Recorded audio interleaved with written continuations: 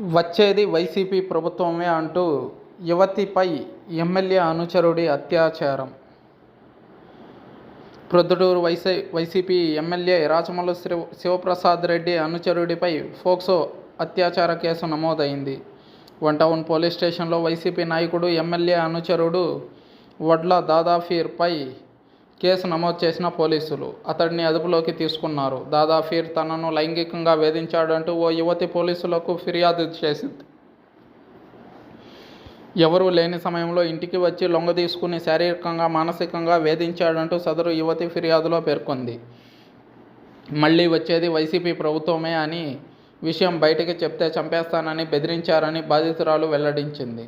తనను లైంగికంగా వేధించిన ఫోటోలు సామాజిక మాధ్యమాల్లో పెట్టి వైరల్ చేస్తానంటూ బెదిరిస్తున్నారని యువతి ఆవేదన వ్యక్తం చేసింది. ఆఖరకు తన నిశ్చితార్థాన్ని కూడా చెడగొట్టాడని కన్నీటి పర్యంతమైంది. వడ్ల దాదాఫీర్ నుంచి రక్షణ కల్పించాలని యువతి పోలీసులను ఆశ్రయించారు. యువతి ఫిర్యాదు మేరకు కేసు నమోదు చేసిన పోలీసులు వైసీపీ ఎమ్మెల్యే రాచమల్లు శివప్రసాద్ రెడ్డి అనుచరుడు దాదాఫీర్ను అరెస్టు చేశారు. ప్రస్తుతం ఈ ఘటన జిల్లాలో సంచలనంగా మారింది. అయితే గతంలో అనేక అత్యాచార ఘటనలు వెలుగులోకి వచ్చినా ఒక్క కేసు కూడా నమోదు కాలేదు. అయితే ఎలక్షన్స్ దగ్గర పడుతున్న వేళ ఈ అత్యాచార సంఘటనలు వైఎస్ఆర్సీపీని కలవరపెడుతున్నాయి.